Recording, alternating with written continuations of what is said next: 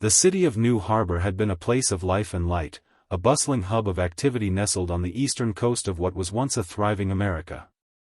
Now, it was a ghost town, streets cracked, silence thick, and shadows lurking in every corner. The apocalypse hadn't just taken lives, it had turned the city's very walls against its few remaining survivors. Inside a crumbling apartment building on Fifth Avenue, a small group of people huddled together in one room, the heavy door barricaded with planks and furniture. The air was stale, thick with dust and fear.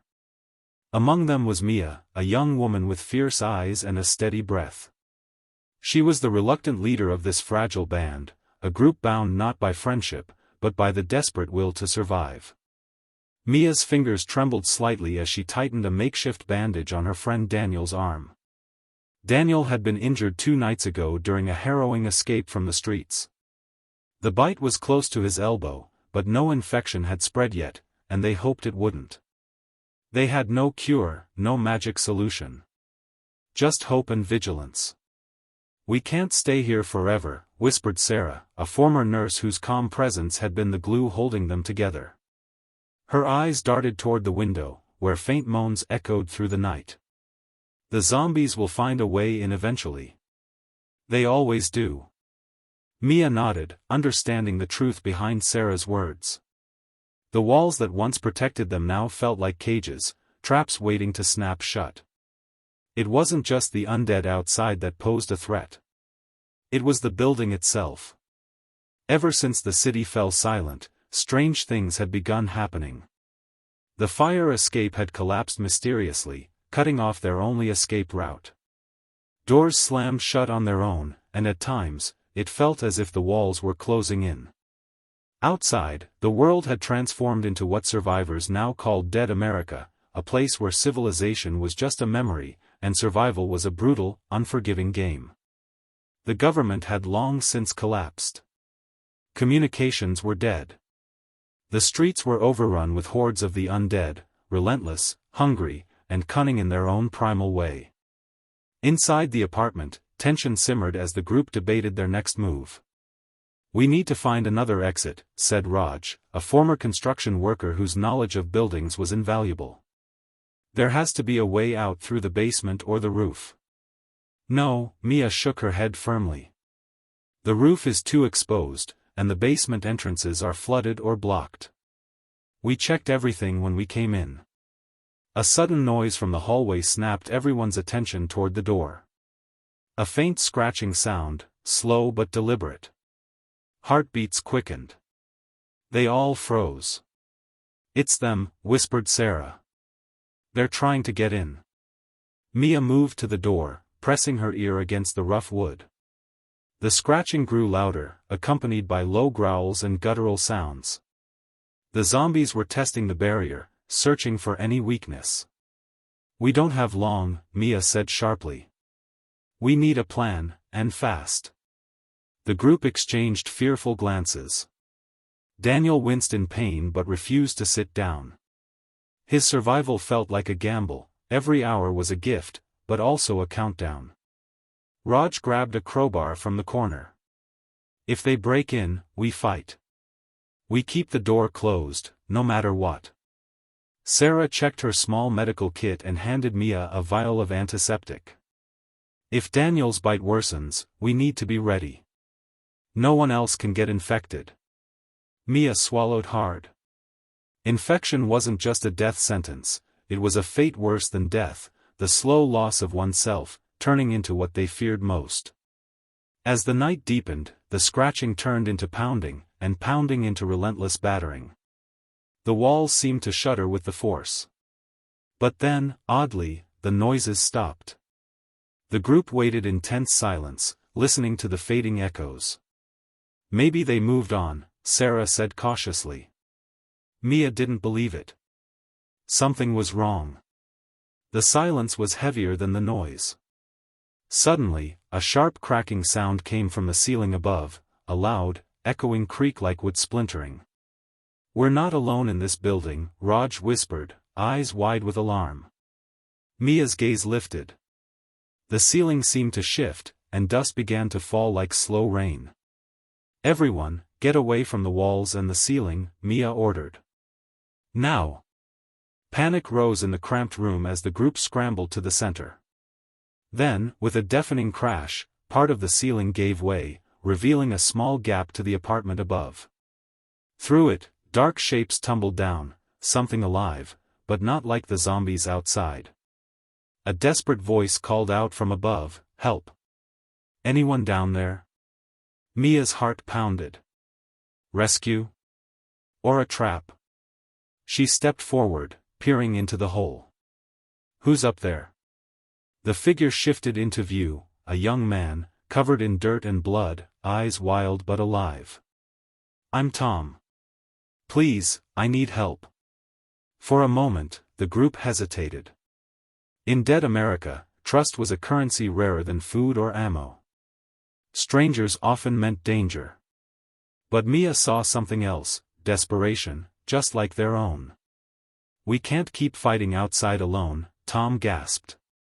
The building's unstable, but it's our best chance. We need to work together, or we all die. Mia exchanged looks with Sarah and Raj. This wasn't just about survival anymore. It was about decisions that could mean life or death, not only from the undead, but from the walls that were turning their refuge into a trap. Outside, the faint sound of groaning resumed. The dead were circling, waiting. Inside, the walls seemed to close in. Trapped, locked in, and not safe. End of part 1. Would you like me to continue with part 2 next? Or do you want me to adjust anything in tone, suspense, or pacing before proceeding? The small hole in the ceiling was their only connection to the world above, and Tom's arrival had shifted the fragile balance inside the apartment. For a moment, fear mixed with hope that maybe, just maybe, they weren't entirely alone. Mia helped Tom down carefully through the rubble, the floor creaking beneath their feet. He landed heavily but managed to keep his footing. He wiped sweat and grime from his face, then scanned the room, taking in the faces full of exhaustion and anxiety. We don't have much time, Tom said breathlessly. This whole building is unstable. It's been slowly collapsing since the outbreak began. You're lucky this part is still standing. Raj nodded grimly. We noticed the ceiling gave way a minute ago. If the structure fails completely, we're all dead, no zombies needed. Daniel shifted in his seat, wincing as pain flared in his bitten arm. How long do we have? He asked quietly. Not long, Tom said. I've been scouting the upper floors. The staircases are wrecked, and the fire escapes are gone or broken. But there might be a way out through the rooftop ventilation shafts. Rooftop? Mia repeated, her voice tight with tension. That's risky. It means going outside, exposed to the horde. Tom's eyes flickered with something fierce. Risky, yes. But staying here is worse. The walls won't hold forever, and those things outside are smarter than they look. They'll find a way in. Sarah stepped forward, her nurse instincts kicking in. What about Daniel? If that bite gets infected, we'll have to make hard choices. Daniel shook his head stubbornly. I'm not giving up yet. I want to fight. If I turn, I want it to be on my terms. Mia admired his resolve but knew the danger they all faced. This was no longer just a battle for survival, it was a test of how far humanity could hold on when everything was against them. The pounding on the door resumed with renewed fury. The undead outside sensed their weakness. They were close, and their patience was thinning. Mia grabbed the crowbar from Raj's hands. We need to move quietly and fast. Tom, can you lead us to the ventilation shafts? Tom nodded and pulled out a worn map of the building from his jacket. The paper was torn and stained but showed enough detail to give them a chance. Follow me, he said, motioning toward the broken stairwell on the far side of the room. The group moved as one, every step careful but urgent. The hallway beyond was dark and cluttered with debris. The smell of decay and something metallic lingered in the stale air. As they climbed the crumbling stairs, distant groans echoed up from the street below. The city's dead were relentless, and with every creak of the building, their odds slipped lower. Halfway up, the group was forced to stop. The floor above was badly damaged, a large gap swallowed a section of the stairs, leaving only a precarious ledge. Raj inspected it closely. "We can jump across if we go one at a time, but it's a long drop if anyone slips." Mia swallowed hard, her heart pounding. No choice. Tom went first, testing the ledge's stability before leaping across. He landed hard but steady. One by one, the others followed, tension rising with each crossing. When it was Daniel's turn, the bite throbbed fiercely, but he pushed through the pain and made the jump. They were nearly at the rooftop level. But then, a sudden crash echoed below. Something, or someone, was inside the building with them. The group froze. Shadows moved swiftly in the dim stairwell light. Mia's breath caught in her throat. "Zombies?" Sarah whispered.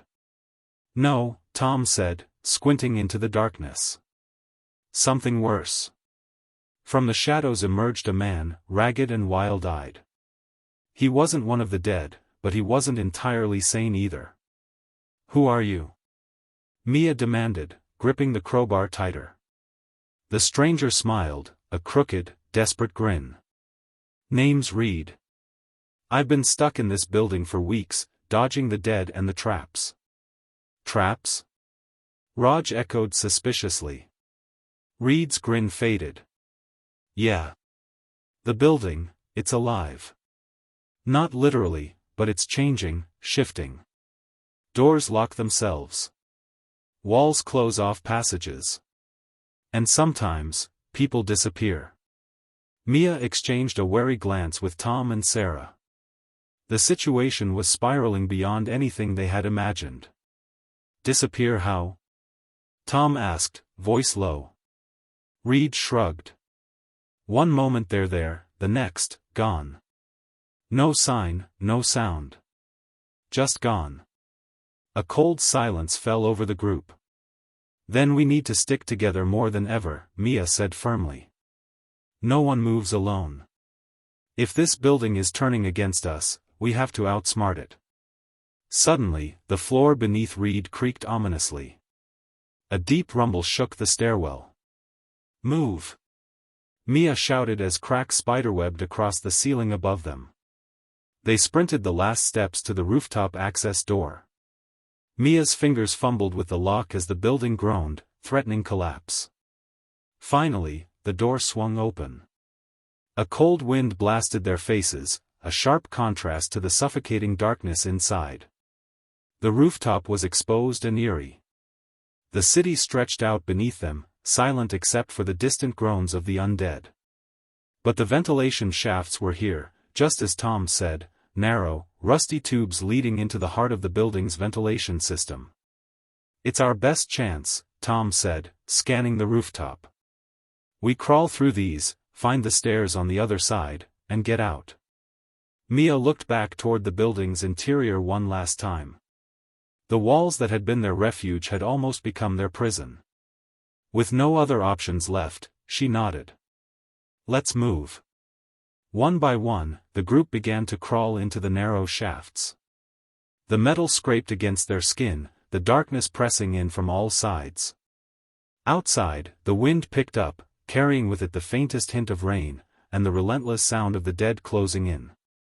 Inside the shafts, trapped between collapsing walls and a city that had turned into a graveyard, they crawled toward a future that was anything but certain. End of Part 2.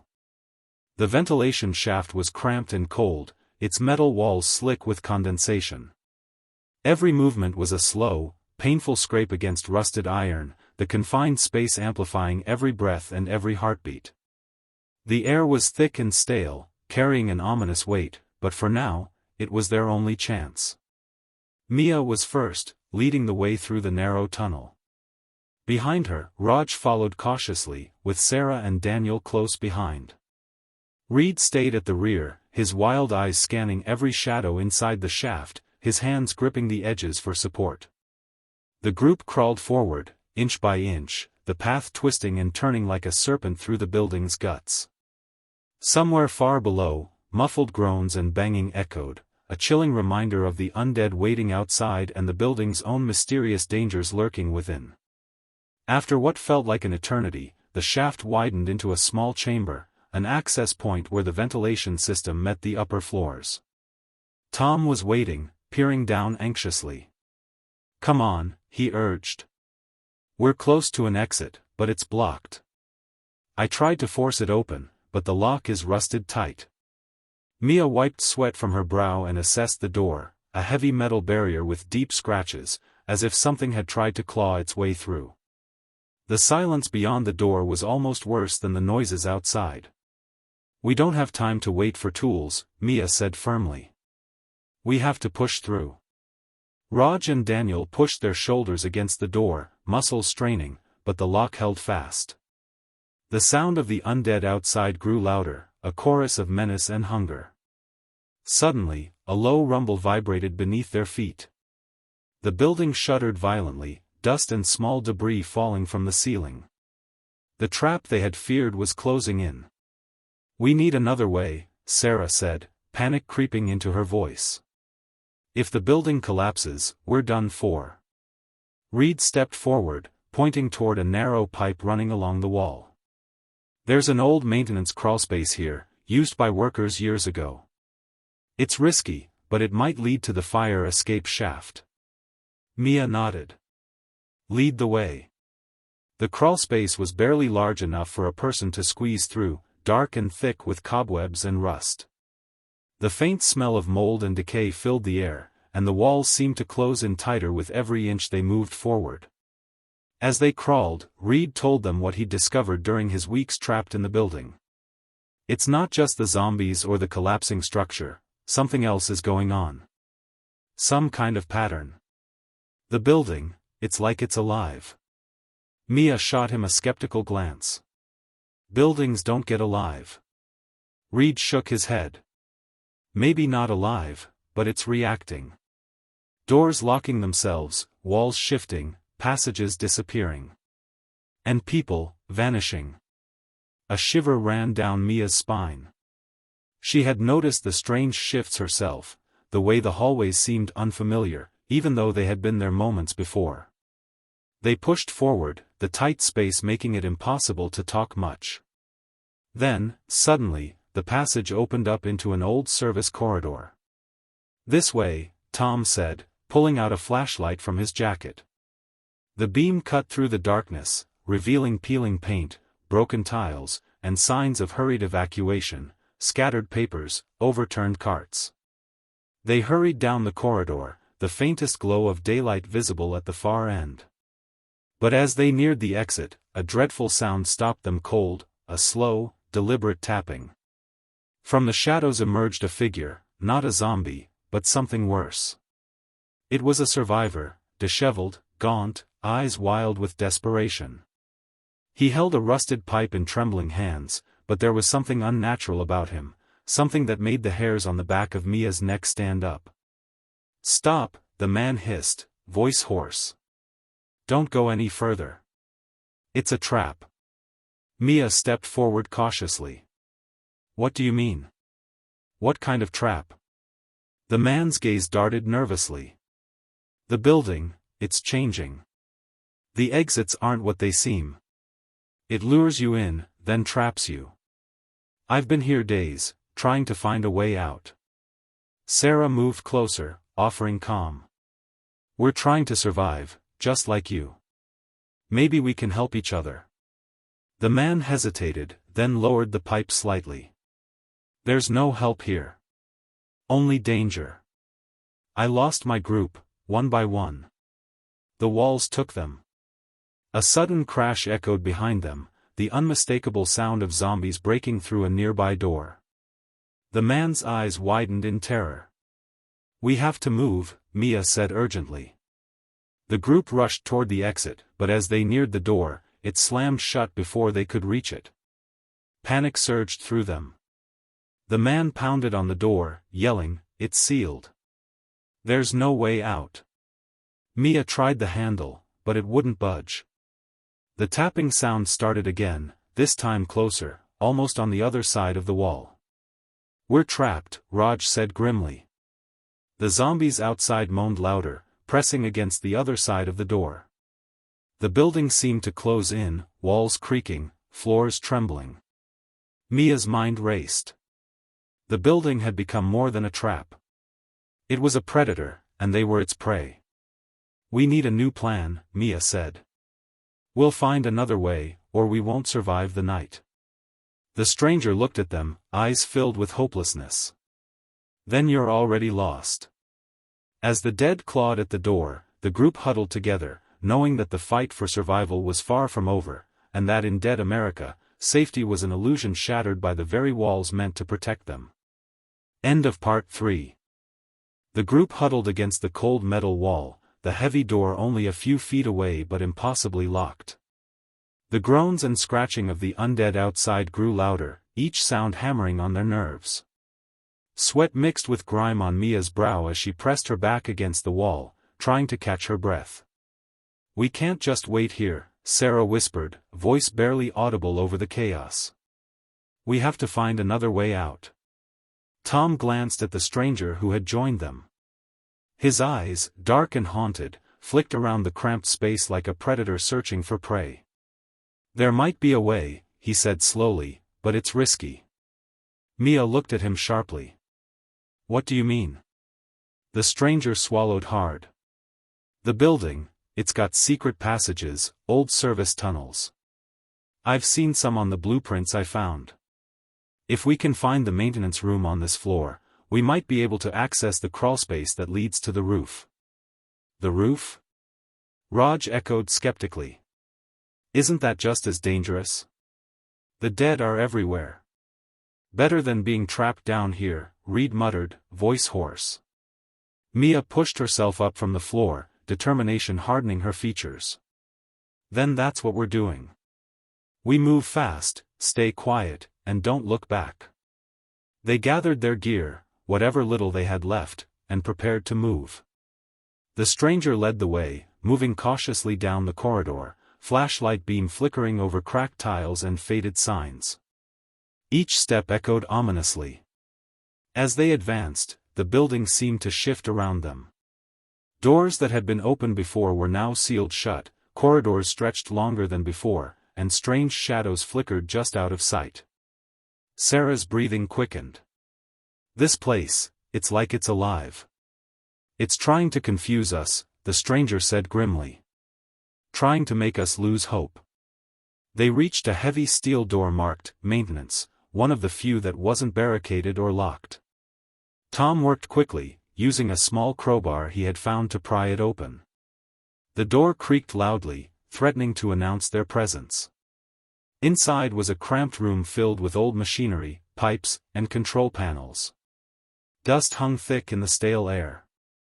In the corner, a narrow metal ladder disappeared into a hatch on the ceiling. That ladder leads to the roof access, the stranger said, voice low. If we can get there, we might find a helicopter or at least a vantage point. Mia nodded. All right, one at a time. No mistakes. Raj went first, climbing swiftly. Sarah followed, then Daniel, Tom, and Reed bringing up the rear.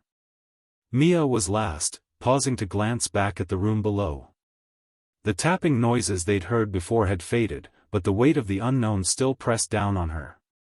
The ladder ended at a hatch covered in rust and grime. Tom forced it open with a grunt, and sunlight spilled into the narrow space, a harsh contrast to the darkness inside. They emerged onto the rooftop, gasping in the fresh air. For a moment, relief washed over them. They were above the chaos, away from the claustrophobic trap of the building. But the rooftop was no sanctuary. A dozen zombies shuffled aimlessly near the edge, their lifeless eyes scanning the horizon. The city stretched endlessly beyond, a wasteland of crumbling buildings and shattered hopes. Mia scanned the roof, searching for anything useful. Broken crates, rusted tools, and old equipment littered the space. A battered radio sat near a rusted antenna, its screen cracked and useless. Suddenly, the stranger tensed. "Look." Mia followed his gaze to the far side of the roof. A shadow moved just beyond the crumbling wall. A figure crouched, watching them. "Another survivor?" Sarah asked, hopeful. The figure stepped forward, an older woman, face hardened by years of survival. She held a pistol and a grim expression. "You're lucky to be alive," the woman said without preamble. "But you shouldn't have come here." Mia stepped forward. "We need to get out. Can you help?" The woman's eyes flicked to the radio. "There's a signal. A safe zone, several miles from here. But it's a one-way trip.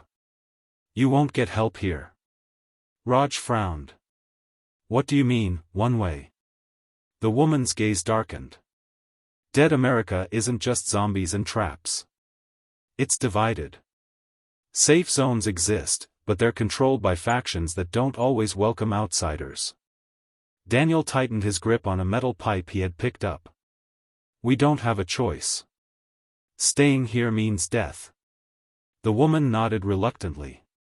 "Then you'll have to move fast. I'll show you the way to the stairwell that leads down to the street." As they moved cautiously toward the stairwell, the building groaned beneath them, a warning that the night was far from over. But outside, something new was stirring, something even deadlier than the undead lurking in the shadows. A distant rumble echoed through the city, shaking the rooftop like a distant storm.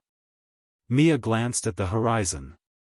The sky was darkening faster than it should, thick clouds rolling in like an ominous tide. "We don't just have the dead to worry about anymore," she murmured. The woman nodded grimly. "Dead America is changing, and not in our favor." End of Part 4. The stairwell smelled of damp concrete and rust, the only sound their careful footsteps and distant moans from below.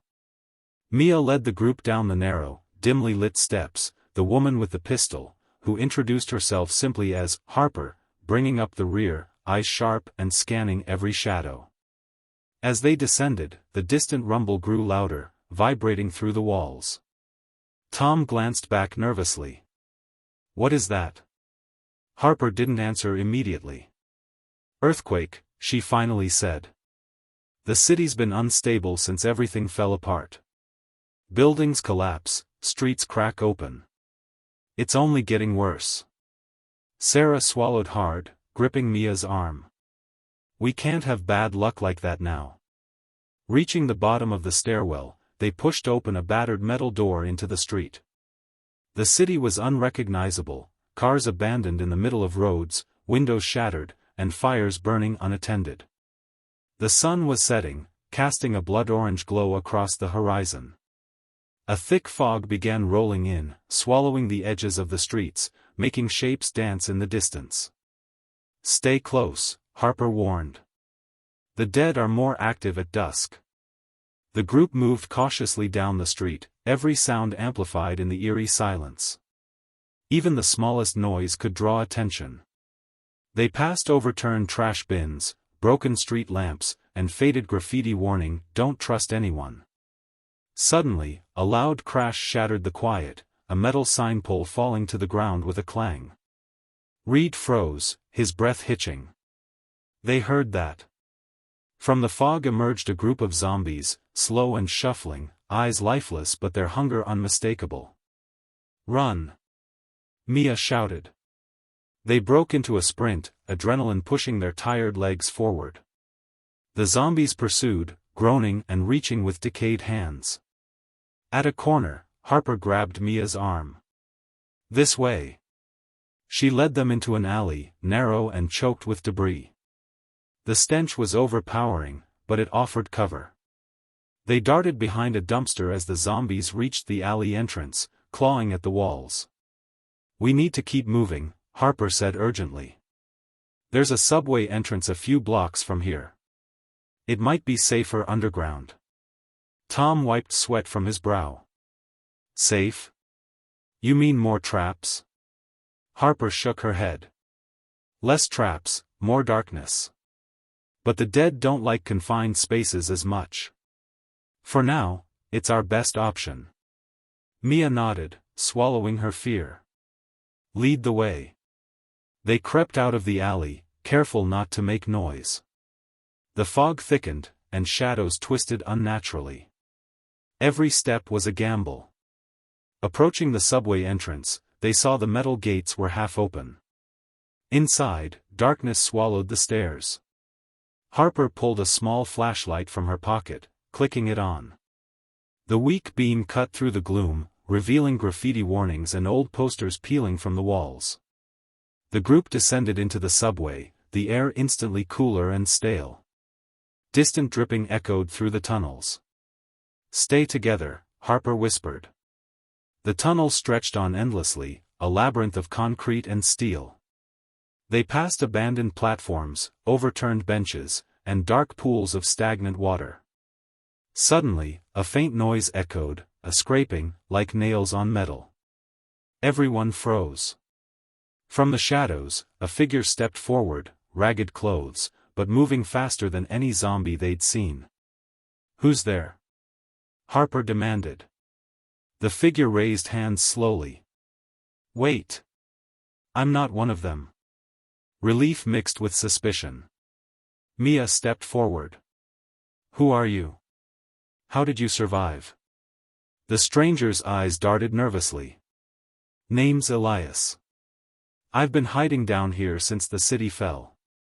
I know the tunnels, the safe spots, and the gangs that control different parts of the subway." Raj frowned. "Gangs?" Elias nodded grimly. "People here have taken over the tunnels. They're brutal. Sometimes worse than the dead." Tom tightened his grip on a pipe. "We don't have time for this. Do you know a way out?" Elias hesitated, then nodded. "There's a service tunnel leading to the river docks. From there, you can catch a boat or sneak out of the city." Mia glanced at Harper, who gave a subtle nod. "All right, Elias. You're with us. But one wrong move, and we're done." The group pressed forward, Elias leading them through winding passages and forgotten platforms. But as they moved deeper underground, the air grew thick with something else, something alive and watching. From the darkness, distant echoes of footsteps not their own began to follow.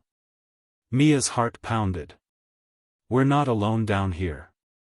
The chase had only just begun. End of Part 5.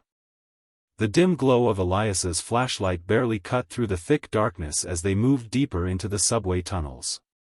The air was stale and heavy, every breath tasting of dust and decay. Shadows clung to the walls, twisting into shapes that seemed to lurk just beyond sight. Mia's nerves were stretched tight. Every sound, the drip of water, distant clatter, even their own footsteps, felt amplified in the oppressive silence.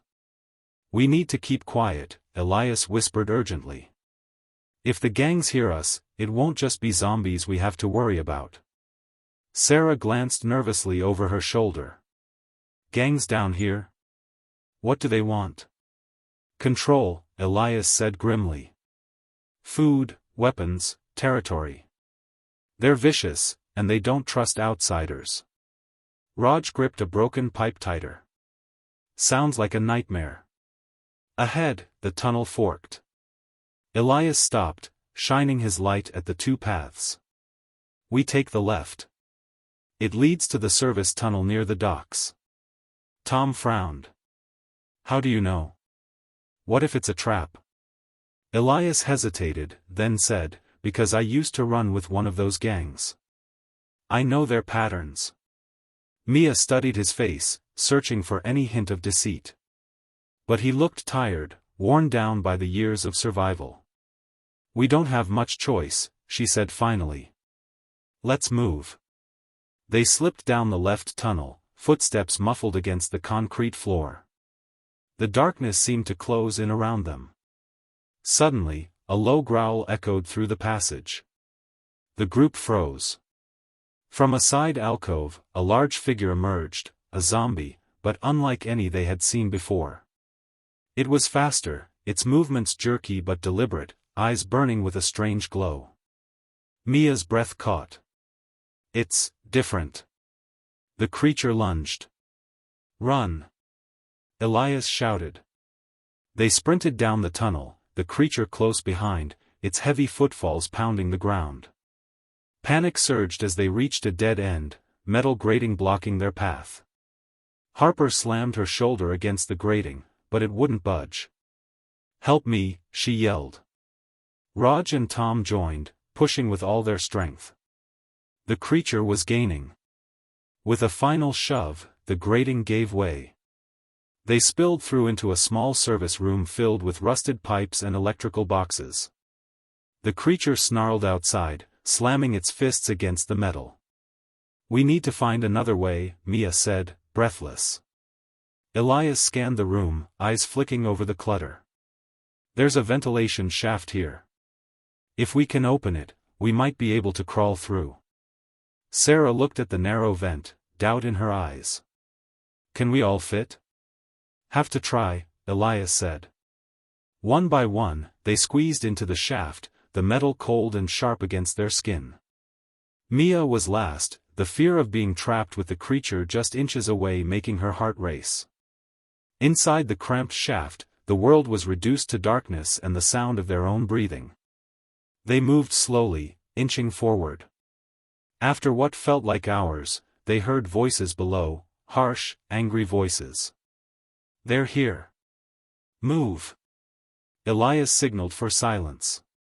The group listened as footsteps approached, distant but fast. Then a harsh laugh echoed through the tunnel. "Looks like fresh meat." Mia swallowed hard. Gangs. They had no choice but to continue crawling, the voices growing louder behind them. Finally, the shaft opened into a forgotten maintenance tunnel. They dropped down silently. The narrow corridor was lined with old pipes leaking water, the walls stained with mold and rust. Elias pulled out a map, tracing a path with his finger. "From here, we follow the river tunnel. It'll take us to the docks. But it's not just zombies or gangs waiting, we might also find traps left behind by others trying to escape." Tom grimaced. "Great." As they moved, the city above seemed a world away, the distant rumble of sirens and crumbling buildings fading beneath the ground. Suddenly, the lights flickered and died, plunging them into darkness. Sarah gasped. "No, no, please not now." Mia's hand found Harper's. "We stick together. No one gets left behind." Elias fumbled with a small lighter, its flickering flame barely illuminating the way. The silence was broken by a new, chilling sound, a slow, deliberate tapping echoing from the tunnel ahead. Mia's blood ran cold. "That's not the dead," Elias whispered. "That's something worse." End of Part 6. Would you like me to continue with Part 7? The faint tapping echoed down the tunnel, steady and deliberate, a rhythmic sound that sent chills down everyone's spine. It was unlike anything they had heard before, too precise to be a wandering zombie, too quiet to be a human running. Something else was lurking in the dark. Mia held her breath, signaling the group to stop. Harper lowered her pistol slightly but stayed alert. Elias's eyes narrowed, scanning every shadow. "We're not alone," Elias whispered. "Something's hunting us down here." Raj's grip tightened around his makeshift weapon. What could it be? Another gang? Some kind of new zombie? Elias shook his head. Neither. This is worse. The group moved cautiously forward, the lighter's flickering flame barely illuminating the tunnel ahead. The tapping continued, growing louder, closer. Suddenly, from the darkness ahead, a figure emerged. It was a man, but his movements were unnatural, jerking and twitching in ways that didn't quite match a living person. His eyes were wild, scanning the group with a strange mix of fear and rage. "Stop!" Elias called out, stepping forward. "You're not one of them, are you?" The man let out a low growl and lunged. The group scattered, weapons raised. Harper fired a warning shot that echoed off the tunnel walls. The man froze, then dropped to his knees, clutching his head. "Please," he whimpered. "Help me." Mia approached cautiously. "Who are you? What happened to you?" "My name is Marcus," the man gasped. "I was part of a group trapped down here. But it took control of us. It's like a sickness, but worse. It twists your mind before it kills you." Sarah shuddered. "Like the virus?" Marcus nodded weakly. "But it's different. It's in the tunnels, spreading. We called it the shadow. It makes you see things, hear things, turns friends into enemies." Elias's face darkened. "That explains the tapping. It's trying to lure us." Mia looked at her group, weighing their options. "We can't stay here. If this shadow is real, it could tear us apart from the inside." Tom nodded grimly. "We need to keep moving. Fast." As they pressed forward, the tunnel twisted and narrowed, forcing them into a single file. The air grew colder, the darkness thicker.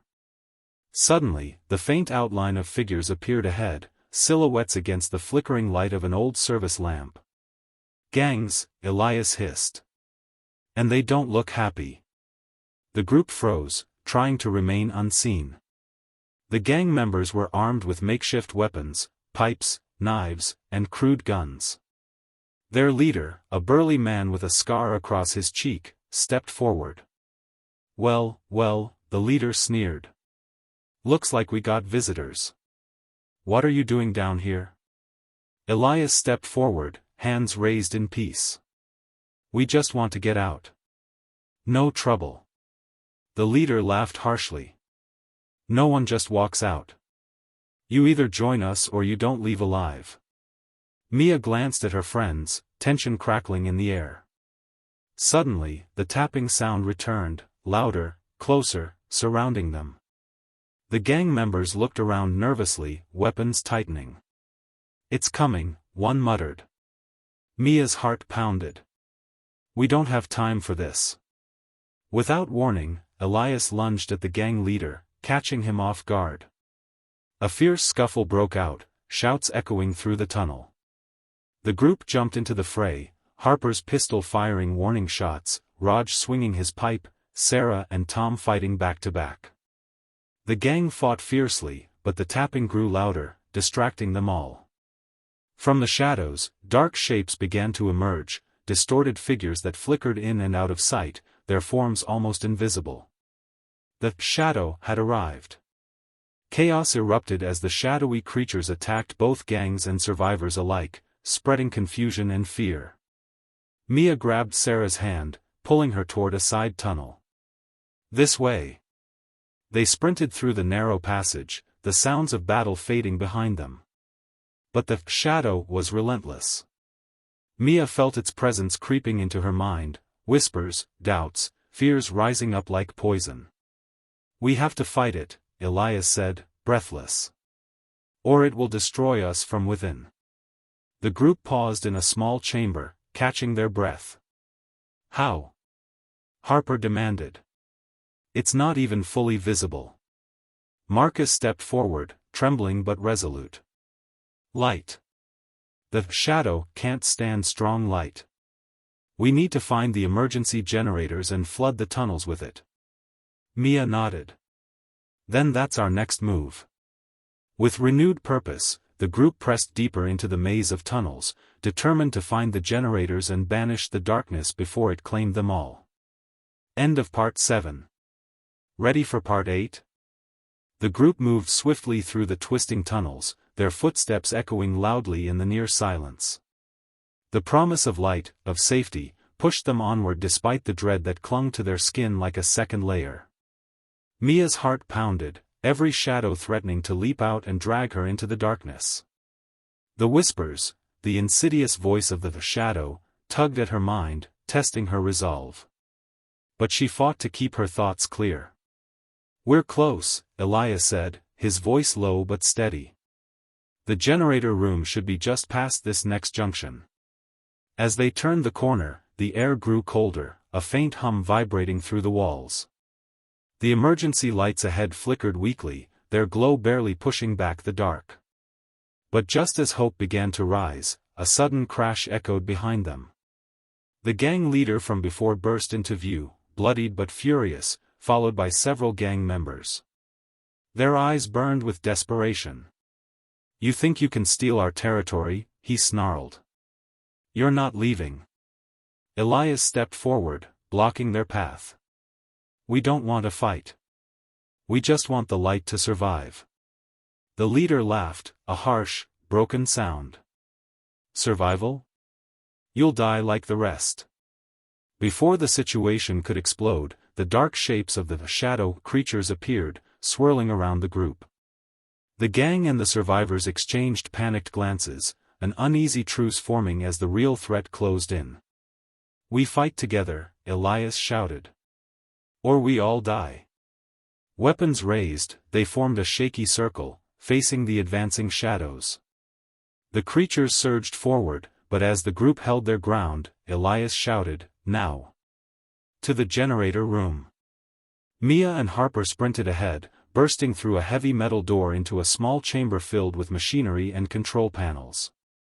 Dust hung thick in the air, but the old generators hummed faintly, still alive. Harper rushed to a panel and flipped a switch. Sparks flew, and the overhead lights flared to life, flooding the tunnels with brilliant white light. Outside, screams echoed as the shadow creatures writhed and dissolved in the harsh illumination. The gang members cheered, their fear giving way to hope. Back in the chamber, Mia collapsed against a wall, breathing hard. "We did it," she whispered.